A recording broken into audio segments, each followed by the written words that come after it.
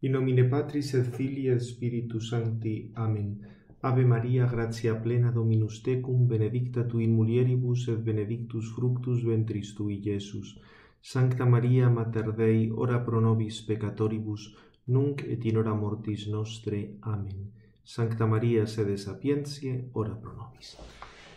Continuamos en esta sesión el estudio de los ángeles con una indicación sobre la actuación de los ángeles y los cuerpos, que, como os indico aquí, es una de las cuestiones más complejas de explicar, porque está claro que los ángeles son inmateriales, pero consta que actúan sobre la materia. Esto nos cuesta más comprenderlo. Pensad que en la época de Santo Tomás la cosa era mucho más sencilla, por cuanto que pensaban que los cuerpos celestes de los que dependían todas las cosas para la generación y la corrupción eran movidos por inteligencias. Eso aparecía también en Aristóteles. De todos modos, tenemos por la Sagrada Escritura y por cosas que podemos comprobar, diríamos otra serie de cuestiones, o sea, una serie de cuestiones de hecho. Aquí siempre me refiero a todo el tema de los exorcismos, porque ahí tenéis verificablemente, aunque no sea una cosa que puedas hacer experimentos, porque no es que un demonio esté a tu disposición para hacer experimentos, que hay una intervención de los ángeles, en este caso de los demonios, y al ser de los demonios se entiende que es en razón de su propia naturaleza, no por la gracia de Dios, ni con ningún milagro, ni nada por el estilo, sino simplemente por la fuerza natural que tienen, la posibilidad de actuar sobre la materia. Ya digo que eso se nos hace más complicado de comprender, pero tenemos ahí ese hecho, y por supuesto en la Sagrada Escritura. Aquí Santo Tomás nos va a recordar, vamos a ver inmediatamente el texto, que en la Sagrada Escritura a veces encontramos apariciones visibles de ángeles y también intervención de los ángeles sobre realidades naturales.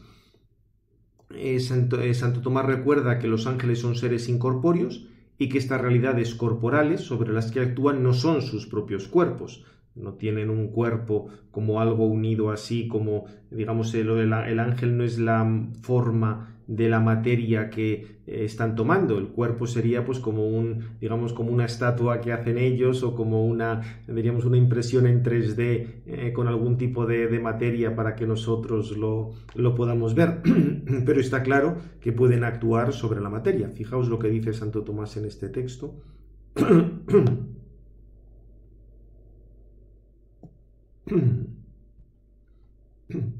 Los ángeles no tienen cuerpos naturalmente unidos así. Lo que sucede accidentalmente a una naturaleza, no existe en ella de manera universal. Por ejemplo, el tener alas, como no pertenece a la esencia del animal, no se da en todos los animales. Puesto que el entender no es acto de un cuerpo ni de potencia alguna corporal, como más adelante quedará claro, no está en la esencia de la sustancia intelectual, en cuanto tal, el tener un cuerpo unido a ella misma.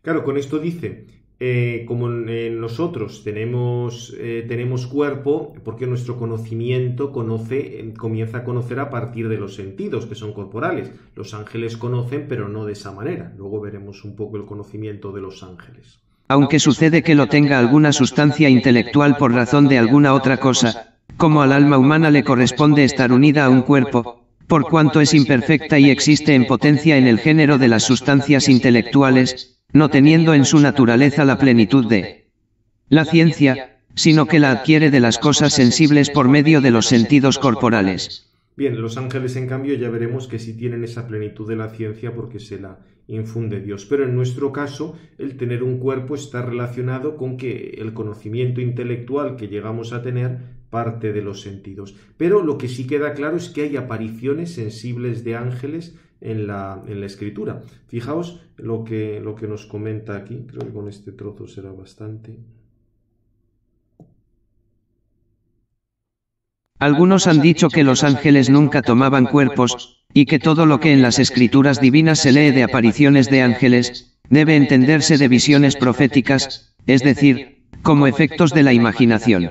De todos modos, fijaos que Santo Tomás, aunque aquí dice que algunos autores habían hablado que no es que los ángeles tomaran cuerpos, o sea, movieran una materia exterior, sino que intervenían, diríamos, en la imaginación, estamos en las mismas, porque evidentemente la imaginación es algo corporal.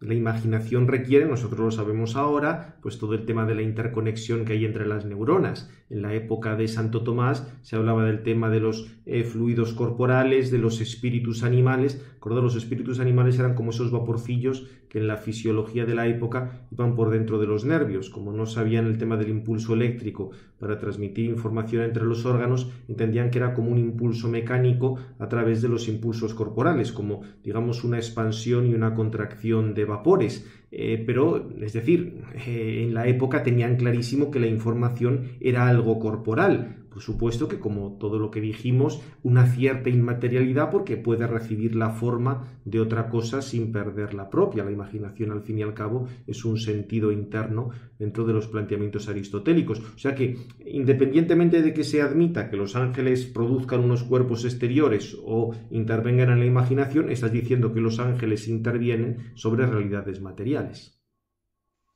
Pero esta explicación es contraria a la intención de la Escritura. O sea, se refiere a la explicación de decir que cuando se ve un cuerpo que tomaba un ángel era simplemente porque había intervenido en la imaginación y no porque hubiera intervenido sobre un cuerpo exterior. Pues lo que se ve por visión imaginaria, no existe más que en la imaginación de quien lo ve, y por consiguiente no es visto por todos indistintamente. Sin embargo, la Escritura Santa nos muestra a veces ángeles manifestándose de manera que eran vistos por todos, como los ángeles que se aparecieron a Abraham fueron vistos por él y por toda su familia, por Lot y por los habitantes de Sodoma. Igualmente el ángel que se apareció a Tobías se dejaba ver por todos. Esto hace evidente que tales hechos se realizaron. Bien. Por visión corpórea, mediante los cuales se ven objetos situados fuera del que los ve y pueden ser vistos por todos. Ahora bien, con esta visión corpórea solo se ven los cuerpos. Como los ángeles no son cuerpos, ni los tienen naturalmente unidos así, diríamos, toman cuerpos algunas veces, es decir, forman una serie de cuerpos que pueden moverse, que pueden actuar, un poco como si hicieras una impresión 3D animada. Sería un poco lo que hacen los ángeles. Bien, seguimos profundizando un poco sobre la cuestión de los ángeles y el lugar. Obviamente los ángeles, como no son materiales, no ocupan un lugar por su extensión. Acordaos que la extensión quiere decir que hay unas partes fuera de otras partes. Y por ahí tenemos la noción de extensión y de lugar, es lo que tiene que ver con la cantidad material, sino que se dice que ocupan un lugar en la medida en que pueden actuar en determinados sitios. Es decir, los ángeles de por sí no tienen una extensión, pero como hemos dicho que los ángeles pueden actuar sobre la materia y la materia es una realidad extensa, en ese sentido los ángeles ocupan un lugar, en cuanto que están interviniendo en una materia que es extensa.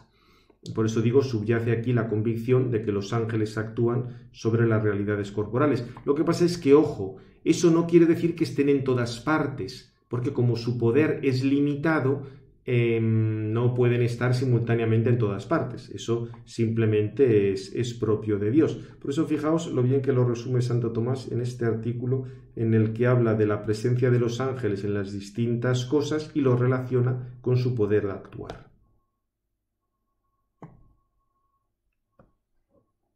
El ángel tiene virtud y esencia finitas, mientras que la virtud y esencia divina es infinita, y causa universal de todas las cosas, y por este motivo todo lo abarca con su poder, y está, no solo en muchos lugares, sino en todos.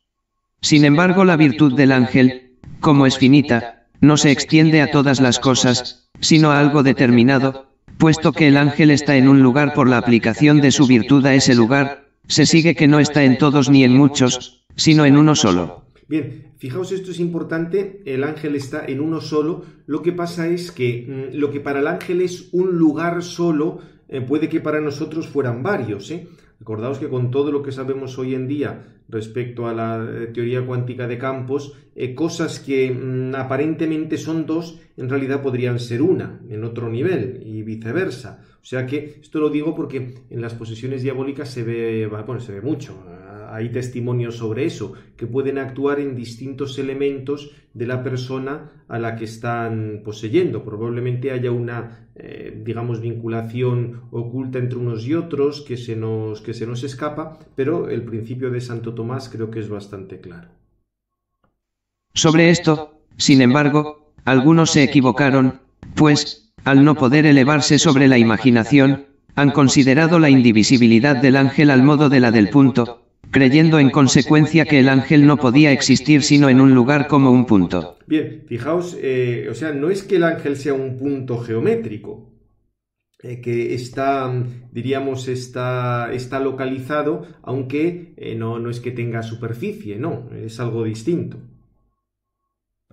Pero es claro su error, pues el punto es lo indivisible situado, mientras que el ángel es lo indivisible que existe fuera del género de cantidad y localidad. Claro, porque el punto está situado, aunque el punto no tenga superficie, tú puedes dar unas coordenadas. Sin embargo, en el caso del ángel no, es lo indivisible, no indivisible porque no puede ser igual que un punto, no lo puedes partir en trocitos, si no, no sería un punto. Un ángel no lo puedes hacer en trozos, porque, repito, no tiene unas partes fuera de otras, con lo cual es indivisible, pero lo indivisible fuera del género de la cantidad y de la localidad, mientras que el punto sería lo indivisible, repito, no puedes hacer el punto se entiende como entidad matemática, geométrica, no puedes dividir el punto, pero el punto está situado.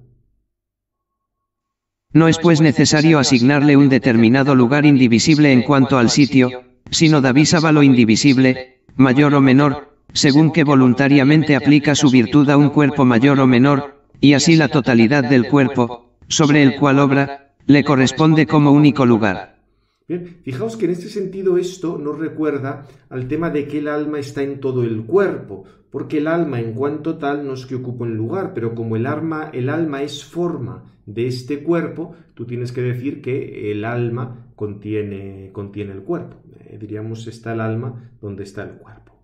Bien, con esto cerramos el primer apartado sobre el tema de los datos de fe y esencia de los ángeles. Fijaos, sería simplemente recordar estas últimas líneas de la parte del examen final.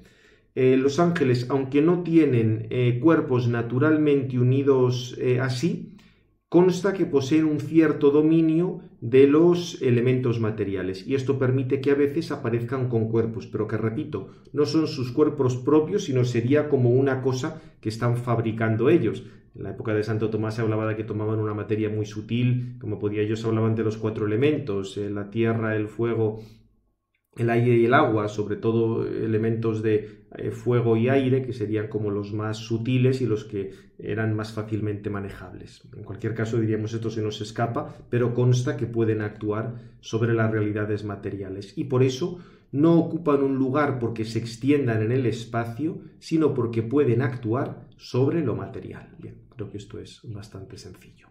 Pues seguimos con el apartado que viene a continuación, el conocimiento y la voluntad de los ángeles. De nuevo tenemos que recurrir a la enseñanza de la revelación, a lo que sabemos por la historia y la tradición de la Iglesia.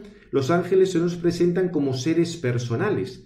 El hecho de que colaboren con el plan de Dios, el que aceptaran la gracia que Dios les proponía, otros la rechazaron. Todo esto nos indica que en los ángeles hay conocimiento y voluntad, por tanto, son seres personales. Ya algo habíamos dicho en el apartado anterior, eso que le hemos leído de Santo Tomás, sobre el conocimiento de los ángeles, distinguiéndolo del conocimiento de los seres humanos, pero lo vamos a ver con mucho más detalle. De todos modos, como os indico aquí, nos encontramos con afirmaciones que lo que quieren es salvaguardar lo que nos explica la Escritura acerca de la misión de los ángeles. Repito, la colaboración que tienen los ángeles con el plan de Dios, el rechazo de lo que han sido los demonios, y para eso vamos a hacer esa reflexión teológica apoyado a lo que, digamos, plantear cosas sobre lo que es una sustancia incorpórea. Como ya os comenté el día pasado, donde hicimos esa crítica de Rahner, si tú no aceptas la distinción materia-forma, esencia, acto de ser, estás en un otro tipo de planteamiento, todo esto no tiene sentido. Pero ya os comenté que, por tanto, lo que hay que discutir es si ese otro planteamiento rahneriano, de tipo ontologista, o cosas hegelianas, o eso, realmente tienen una lógica, tienen una coherencia, o son simplemente bruma germánica, como es el caso. O sea que, por eso, partimos siempre de la enseñanza de la Escritura, pero tratamos un poco de profundizarlo a partir de lo que podemos pensar que es una sustancia corpórea. Bien, El punto básico del conocimiento de los ángeles es que es meramente intelectual y conocen las cosas mediante semejanzas que les ha infundido el mismo Dios. Y este es el punto clave de diferencia entre nuestro conocimiento y el de los ángeles. O sea, todo nuestro conocimiento, absolutamente todo nuestro conocimiento, parte de lo sensible. Esto tenemos que tenerlo muy claro, porque fijaos que en un planteamiento idealista pues será como un planteamiento racionalista, tenemos esas ideas innatas o hay unos principios que no pueden depender de lo contingente. Acordaos esa cosa tan divertida, lo que se ha llamado el muro de Lessing, para no aceptar, diríamos, la universalidad de Cristo o la relevancia de Cristo, que verdades universales no pueden depender de hechos contingentes. Por tanto, Cristo luego tiene que ser el universal concreto o una serie de memeces. Esto en algunos que hacen teología fundamental se entretienen muchísimo con eso del universal concreto, hablando de Cristo y lo del muro de Lessing. Realmente es una tontería, porque no hay un solo conocimiento, por muy universal que sea, que no parta de un conocimiento concreto y material.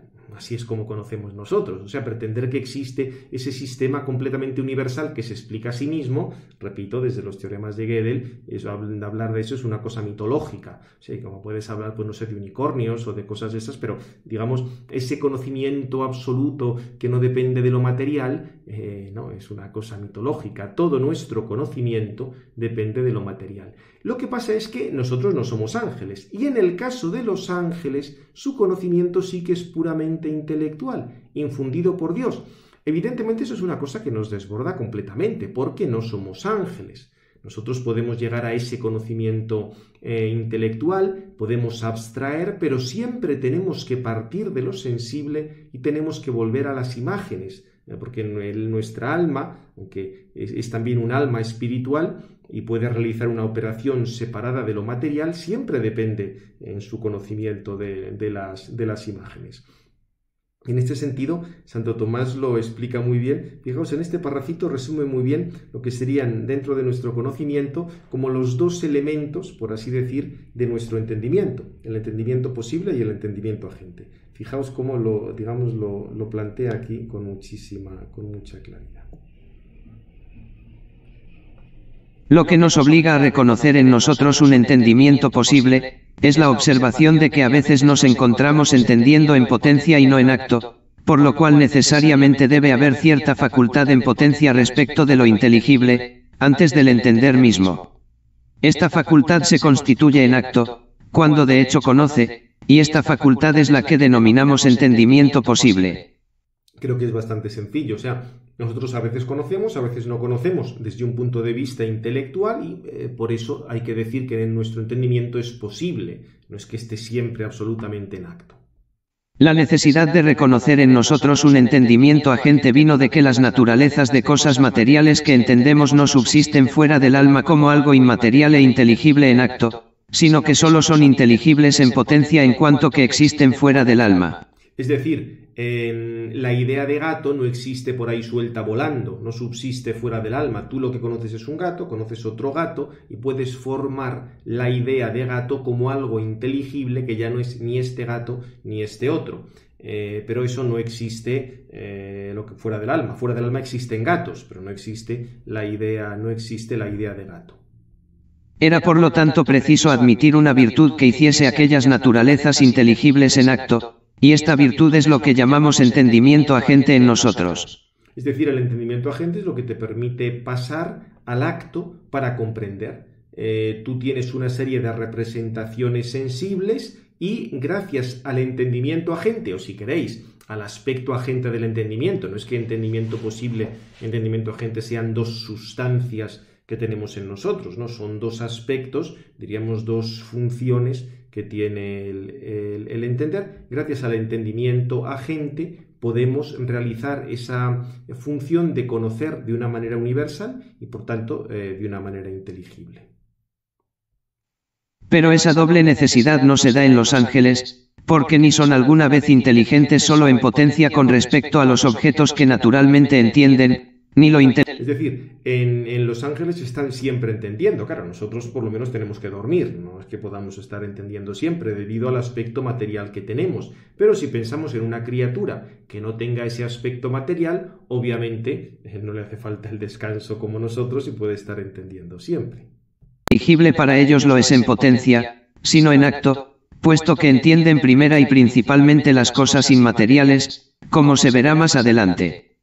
Por consiguiente no puede haber en los ángeles entendimiento agente y posible, a no ser que hablemos de modo equívoco. O sea, y por otra parte también lo inteligible para ellos, ni lo inteligible para ellos lo es en potencia, sino en acto, claro, porque tienen infundidas por Dios toda una serie de ideas, de semejanzas de las cosas, e incluso ellos se conocen inmediatamente a sí mismos. O sea, un poco la idea racionalista de que el hombre conoce inmediatamente lo que es la esencia de su alma, que yo conozco que soy una res cogitans y ese tipo de cosas, que en nuestro caso evidentemente no es así, en el caso de los ángeles sí. O sea, por eso es muy interesante estudiar todo esto de los ángeles, porque algunas cosas del platonismo, del racionalismo, del idealismo, algunos aspectos, no todos, hay otros que son una cosa absurda, pero algunas cosas que planteaban esto sobre el conocimiento iban muy bien para los ángeles, pero para nosotros no. Bien, como os comento aquí, a nosotros nos resulta difícil comprender que Dios infunda directamente el conocimiento a los ángeles, pero es que, dada su naturaleza, es algo completamente coherente. Si Dios ha hecho unas criaturas que son pura forma, que son puro entendimiento, además de comprenderse a sí mismas, que eso está bien, tiene su lógica que Dios les infunda esas especies para que conozcan el resto de las cosas. Tened presente, como os digo aquí, que los conceptos que nosotros formamos son muy rudimentarios y perfectibles, mientras que en el caso de los ángeles sería como tener la misma realidad creada de una manera conocida, algo que se nos escapa completamente. Y tampoco es cuestión de que podamos ver esa infusión de conocimiento como si a cada ángel se le dieran las leyes de la naturaleza y él dedujera lo que pasa, porque ya sabemos que por ese camino no podemos llegar muy lejos. Es como si Dios continuamente les comunicara las realidades naturales, pero de esa manera puramente intelectual. Aquí lo explica Santo Tomás. Vamos a leer por lo menos un poquitín.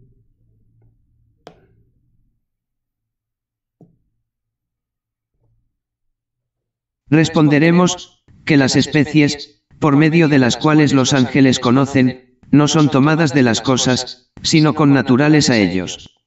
Las sustancias intelectivas inferiores, como las almas humanas, tienen una potencia intelectiva que no está naturalmente completa, sino que se va completando sucesivamente en ellas, y se perfecciona a medida que recibe de los objetos las especies inteligibles.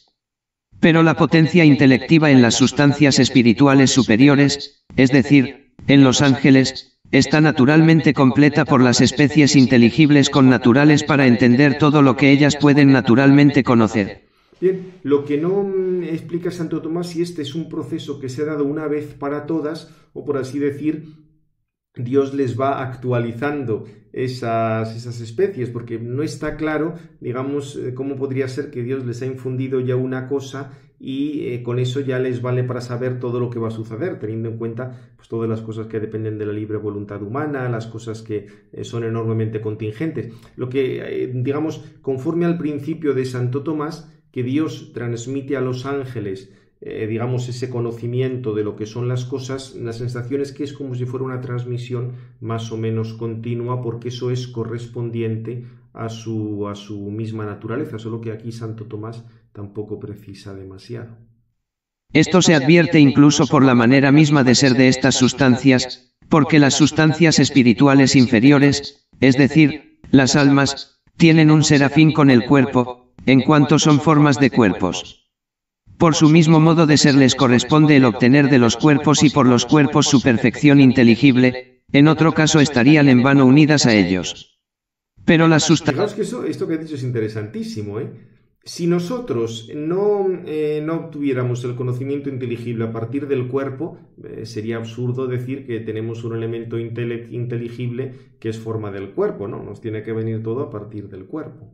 Sustancias superiores, esto es, los ángeles, están completamente desprendidas de todo cuerpo, subsistiendo inmaterialmente y en un ser inteligible, por lo cual consiguen su perfección intelectual de la comunicación inteligible, por la que recibieron de Dios las especies de los objetos conocidos juntamente con su naturaleza intelectual. Bien, atención, se habla de recibir de Dios estas especies de los objetos conocidos. Esto no es, ya lo veremos luego, el que los ángeles tengan visión beatífica. La visión beatífica es otra cosa completamente distinta. Esto simplemente es que Dios hace que los ángeles tengan toda esta serie de conocimientos sobre la naturaleza. Y como esto es algo que corresponde a la naturaleza de los ángeles, se da tanto en los ángeles como en los demonios. O sea, esto no es un privilegio de la gracia, sino esto es lo que corresponde a la naturaleza de los ángeles por ser ángeles. También, por ejemplo, en todo esto tuvo bastante peso en Santo Tomás, algunas afirmaciones que había en San Agustín, donde se decía que la creación material es como si hubiera sido comunicada primero a los ángeles y luego hubiera sido realizada en la materia real. Y en ese sentido Dios, como digo aquí, ha infundido en la mente de los ángeles representaciones o raciones del resto de los ángeles creados. O sea, no solo es que conozcan las cosas, sino también conocen las otras criaturas angélicas que hay. Bien, aquí lo tenéis, no vamos a leer esto porque tampoco nos añade mucho más a lo que hemos dicho antes. Lo que sí es interesante es ver qué tipo de conocimiento tienen los ángeles acerca de Dios. Porque, obviamente, igual que el hombre tiene esa capacidad de conocer a Dios por su propia naturaleza, o sea, por medios naturales, en el caso de los ángeles se da muchísimo más, porque ellos conocen mucho mejor todas las cosas de la naturaleza, saben que a partir de las cosas de la naturaleza tiene que haber un creador, conociendo su propia naturaleza se dan cuenta de que son seres intelectuales, que deben ser creados por Dios. O sea, en ese sentido, el ámbito natural de su conocimiento de Dios es mucho más grande que el nuestro. Pero vuelvo a decir, esto no es la visión beatífica. La visión beatífica es un don de la gracia que lo da Dios como premio por haber respondido a la gracia y que, lo veremos con detalle en una lección ulterior, consiste en que el mismo Dios va a hacer de semejanza, de representación de él mismo, porque como no hay nada que sea capaz de representar adecuadamente a Dios, o sea, no hay un concepto sobre Dios. Fijaos que cuando nosotros decimos cosas sobre Dios, aplicamos conceptos de cosas creadas a Dios, pero no es que la causa sea, digamos, si tú hablas causa primera, eso ya es Dios tal cual, no, Dios es muchísimo más. Lo que pasa es que tú tienes que aplicar el concepto de causa primera. En el caso de los ángeles, lo que pueden conocer los ángeles de Dios por su propia naturaleza también está muy limitado. O sea, el único modo de conocer a Dios tal cual es que el mismo Dios, por así decir, haga de concepto, haga de especie de ese conocimiento. Y eso es la visión beatífica, pero eso es algo que los ángeles, los que lo han alcanzado, los ángeles buenos, evidentemente los demonios no, lo tienen por gracia. De todos modos, vamos a ver este texto, es un poco largo, pero nos da muchas cosas muy interesantes sobre cómo los ángeles conocen a Dios. Los ángeles pueden tener algún conocimiento de Dios por sus medios naturales. Para entender esto debemos notar que una cosa puede ser conocida de tres modos: en primer lugar por la presencia de su esencia en el sujeto que la conoce, como en el ojo se ve la luz, y de esta manera el ángel se conoce a sí mismo, según lo dicho antes. O sea, eso está claro, si la luz está en tu ojo, el ojo conoce que hay la luz. Como el ángel está en sí mismo, y el ángel es puramente intelectual, se conoce a sí mismo. En segundo lugar por la presencia de su semejanza en la facultad cognoscitiva, como la piedra es vista por el ojo, en el que se produce una semejanza de la piedra. Bien, esto es lo que ya hemos dicho tantas veces en nuestra forma de conocimiento. Tú no es que tengas la piedra en el ojo, sino que a partir de los fotones que llegan al ojo, lo que sea, formas una semejanza de la piedra. En tercer lugar por la imagen del objeto conocido, recibida, no inmediatamente del objeto mismo, sino de otro ser, que lo refleja o representa, como vemos a un hombre en un espejo. Fijaos aquí, esto diríamos es una cosa más útil, pero también importante. Si tú estás viendo no una piedra, sino el reflejo de la piedra en un espejo que tienes delante, Santo Tomás hablaba de espejos, pero nosotros podríamos decir una pantalla de televisión o lo que sea. A partir de ahí tú también puedes llegar a un conocimiento de eso que estás viendo. Ahora bien, el conocimiento de Dios, por el que se le ve en su esencia, corresponde a la primera manera de conocer, y no hay criatura alguna que pueda tenerlo por sus medios naturales, como ya se dijo antes. Claro, porque decir que Dios está en, digamos, como la luz está en el ojo, es decir, la luz como aquello que puede ser visto, está en la facultad que puede ver, eso es solo cuando Dios, por así decir, se hace la representación, la especie del conocimiento de aquello que conoce, pero eso es la visión beatífica. Y claro, a ninguna criatura le corresponde tener a Dios por concepto. Evidentemente, solo a Dios mismo le corresponde tener a Dios por concepto, por decirlo de esa manera. O sea, conocer a Dios tal cual es, eso le corresponde solo al mismo Dios. A la tercera clase de conocimiento se parece el que tenemos de Dios en la tierra, por medio de su semejanza en las criaturas, conforme a lo que dice San Pablo en Rom 1,20, lo invisible de Dios, su eterno poder y su divinidad, son perceptibles para la inteligencia a partir de la creación del mundo a través de sus obras, y por esto se dice que vemos a Dios como en un espejo. Fijaos aquí, lo que está diciendo es que como todas las obras de Dios reflejan esa sabiduría, a partir de las obras de Dios tú puedes llegar a pensar pues que hay una causa de todas las cosas, y sería un poco como lo del caso del espejo. Tú estás viendo esa semejanza de Dios reflejada en las criaturas. Entonces, a partir de eso tú te remontas a que hay una causa primera a la que llamamos Dios. Así pues, el conocimiento que el ángel tiene de Dios por sus medios naturales es intermedio entre esas otras dos especies de conocimiento, y se parece a aquel, por el que se ve el objeto en la especie tomada del mismo. Claro, porque, bueno, si vamos a seguirlo viendo. Como la imagen de Dios está impresa en la naturaleza misma del ángel, conoce éste a Dios por su propia esencia, angélica, en cuanto es semejanza de Dios. Claro, fijaos, la cuestión está, como la misma esencia del ángel, que es capaz de conocer, es reflejo de lo que es la esencia de Dios, no es que tenga que, digamos, ir a cosas exteriores a él para darse cuenta de que tiene que haber una causa última, una causa primera y todo ese tipo de cosas. Por supuesto que en el hombre está también la imagen de Dios, pero como nosotros no somos ángeles, nosotros no es que nos conozcamos perfectamente a nosotros mismos. O sea, nosotros también tenemos la imagen de Dios, pero para conocer en nosotros la imagen de Dios tenemos que tener en cuenta lo corporal, para estar seguros de esto nos lo ha dicho la revelación, etc. Pero en el caso del ángel, como él se conoce perfectamente a sí mismo, se da cuenta de que él es una imagen de Dios. Igual que nosotros podemos decir, bueno, yo hay una piedra, hay tal cosa, tal ente contingente, tiene que haber una causa, pero eso, digamos, nosotros lo tenemos que decir de cosas que, por así decir, están fuera de nosotros, o tenemos que ir argumentando, incluso pensando acerca de nuestra propia alma, si es intelectual, si no es intelectual, si es corruptible, si no es corruptible. O sea, con el conocimiento que tenemos nosotros de nosotros mismos es bastante limitado. Pero claro, en el caso de los ángeles no. Como ellos se conocen perfectamente a sí mismos, a partir de ahí llegan a un conocimiento natural de Dios. No ve sin embargo la misma esencia de Dios, pues ninguna semejanza creada es suficiente para... O sea, pero eso no quiere decir que tengan ya la visión de Dios. ¿Por qué? Como dice aquí, ninguna semejanza creada, ni siquiera el mismo ángel, representa la esencia divina. Representar la esencia divina esencia.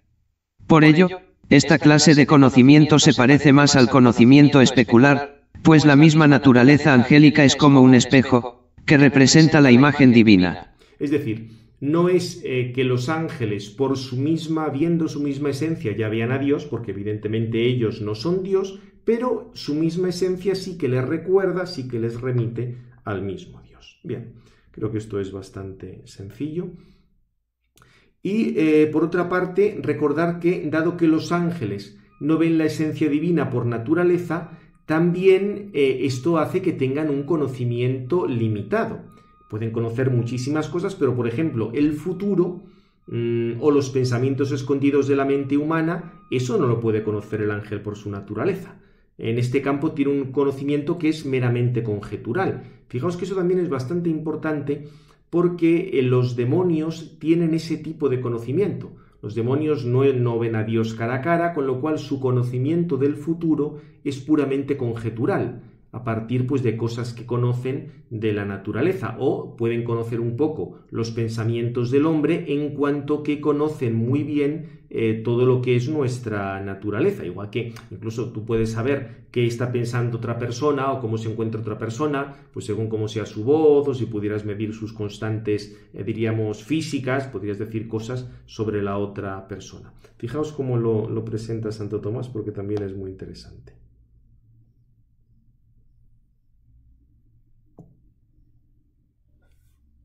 Se puede conocer el futuro de dos modos: en primer lugar, en su causa, y así se conocen a ciencia cierta los sucesos futuros que por necesidad provienen de sus causas, como que el sol saldrá mañana. Sin embargo, los efectos que suceden en la mayoría de los casos, utim pluribus, es decir, no de manera necesaria nt, son conocidos, a partir de sus causas, no con certeza sino por conjetura, como el médico sabe de antemano que el enfermo recobrará la salud. Los ángeles conocen de este modo las cosas futuras mejor que nosotros, pues tienen un conocimiento más universal y perfecto de sus causas, como los médicos, que penetran más a fondo las causas, pronostican mejor sobre el estado futuro de la enfermedad. Pero los efectos que provienen de sus causas con menor frecuencia, les son desconocidos, como sucede con las cosas casuales y fortuitas. Bien, o sea que tenéis por tanto esa forma de conocer el futuro que también tenemos nosotros, es viendo un poco pues a partir de las causas, conjeturando, todo ese tipo de cosas. En segundo lugar, hay otro modo de conocer los acontecimientos futuros, en sí mismos, lo cual es propio de Dios exclusivamente, no solo en cuanto a los que provienen de causa necesaria o que se realizan el mayor número de veces, sino también respecto de los casuales y fortuitos, porque Dios lo ve todo en su eternidad, que, siendo simple, está presente a todo el tiempo, y lo comprende todo. Bien, esto era un poco lo que habíamos comentado de la manera en la que Dios conoce el futuro. Y también es muy interesante esto que dice aquí sobre el tema del conocimiento, o sea, cómo conocen los pensamientos del corazón. Es muy interesante porque explica cómo también nosotros podemos conocer los pensamientos del corazón de otra persona. Se puede conocer de dos maneras los pensamientos del corazón. En primer lugar, en sus efectos, y así no solo el ángel sino también el hombre puede conocerlos, pues se conoce a las veces el pensamiento, no solamente por los actos exteriores, sino también por el cambio en el rostro. Así aún los médicos pueden conocer por el pulso ciertas afecciones del ánimo, y con mayor razón los ángeles, o también los demonios, en proporción a la mayor sutileza con que ponderan esas ocultas modificaciones corporales. En segundo lugar, se pueden conocer de otro modo los pensamientos, tal como están en el entendimiento, y las afecciones, tal como están en la voluntad. Pero fijaos que se está haciendo entendimiento y voluntad, o sea, ya es en lo que es propiamente espiritual, porque en todos los aspectos materiales, que en nosotros son muchísimos, como la memoria, la imaginación, etc., eso sí que lo pueden conocer tanto ángeles como demonios. Así solo Dios puede conocer los pensamientos de los corazones y los afectos de las voluntades. La razón de esto es que la voluntad de la criatura racional está sometida solo a Dios y Él es el único que puede obrar sobre ella. Con buena paz de los jesuitas que decían que no podía obrar sobre la voluntad sin que perdiera su libertad. Por lo tanto, las cosas que no dependen sino de la voluntad, o que no existen sino en ella, son conocidas de solo Dios. Bien, como veis es bastante interesante también esto. Y ya por último recordar respecto al conocimiento, esta terminología que Santo Tomás toma de San Agustín y que se distingue entre conocimiento matutino y conocimiento vespertino. El conocimiento matutino es el que tienen los ángeles por ver a Dios cara a cara, y solo lo tienen los ángeles buenos, y el conocimiento vespertino es el que tienen por esas especies que Dios les ha infundido. Esta terminología, acordaos, tenía que ver porque San Agustín se daba cuenta de que los días del Génesis, donde pasó una tarde, pasó una mañana, el día primero, el día segundo, el día tercero, no podían ser días de 24 horas porque si no había sol difícilmente iba a haber día y noche. Entonces San Agustín entendía que el conocimiento matutino quiere decir que ven las cosas diríamos, ven las cosas porque están contemplando a Dios, y el conocimiento vespertino mediante el que Dios les ha infundido. Vamos a ver un poco esta terminología.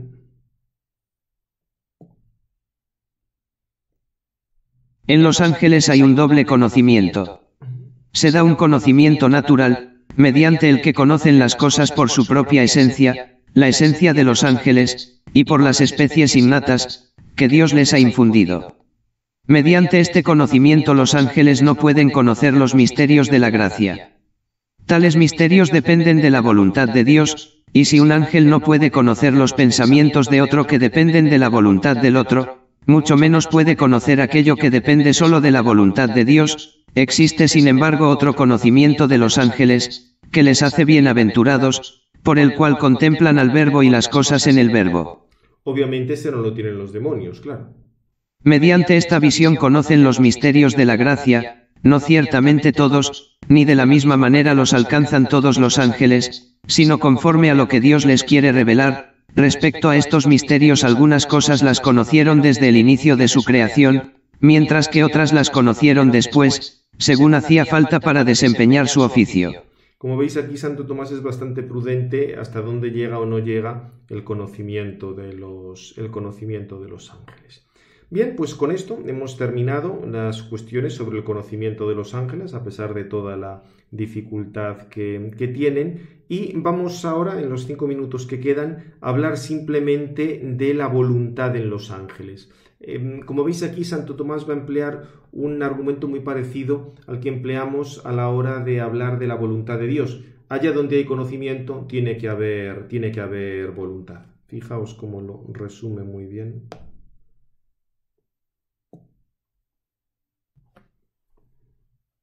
Es preciso admitir voluntad en los ángeles.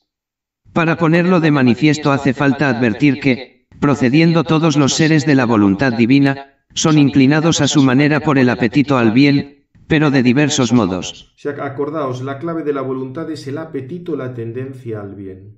Unos tienden al bien solo por una inclinación natural sin conocimiento, como las plantas y los cuerpos inanimados, y esa inclinación al bien se llama apetito natural.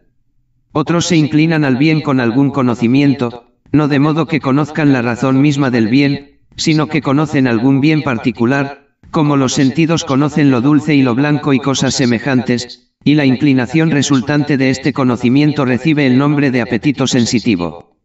Otros se inclinan al bien, conociendo la naturaleza misma del bien, que es propio del entendimiento. Estos se inclinan al bien perfectísimamente, no como dirigidos al bien solamente por otro, como los que carecen de conocimiento, ni solo a un bien particular, como los seres, que solo tienen conocimiento sensitivo, sino como inclinados al mismo bien universal. Esta inclinación se llama voluntad. Es pues evidente que los ángeles tienen voluntad, porque conocen por su entendimiento la razón misma universal del bien. La razón universal del bien. Ya digo, le conocen esta razón universal, podemos conocer de una manera universal, tanto nosotros como los ángeles, solo que en el caso de los ángeles mucho más, y repito, hay entendimiento, se sigue la voluntad. Lo que pasa es que vais a ver que además esto en los ángeles es libre, y aquí va a comparar, va a decir por qué en los ángeles hay libertad, mientras que en los seres puramente sensibles no. Hay seres que no obran por arbitrio alguno, sino como impulsados y movidos por otros, como la flecha es disparada por el arquero al blanco. Otros obran con cierto arbitrio, pero no libre, como los animales irracionales, así la oveja huye del lobo según cierto juicio, por el que lo juzga nocivo para ella, pero el juicio no es libre en ella, sino dictado por la naturaleza.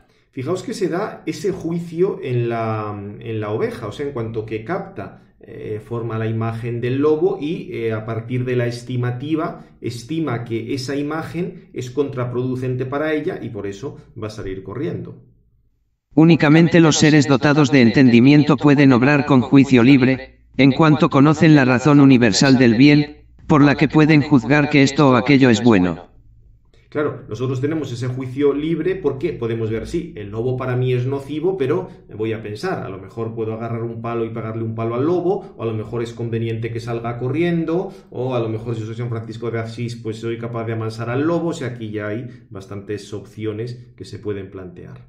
Por consiguiente, Donde hay entendimiento, allí hay libre albedrío. Claro, porque, repito, el entendimiento, como te da esa razón universal del bien, puedes empezar a comparar una cosa con otra. Un bien creado es particular, puedes comparar si esto es un bien, pero voy a compararlo con otro, con cuál me quedo con uno, me quedo con otro, etc. Y así queda demostrado que los ángeles tienen libre albedrío, aún más excelente que los hombres, como lo es su entendimiento. Lo que pasa es que es también muy interesante en la respuesta ad primum, donde dice, o sea, para que veáis la diferencia entre el modo de elegir los ángeles y los hombres. Como la valoración que hace el hombre en el campo especulativo difiere de la del ángel, pues en un caso, el ángel se da sin proceso de búsqueda, absque inquisitione, y en el otro, el hombre se da mediante un proceso de búsqueda, per inquisitionem. Así sucede en el campo de lo operativo. Por eso en los ángeles hay elección, pero no.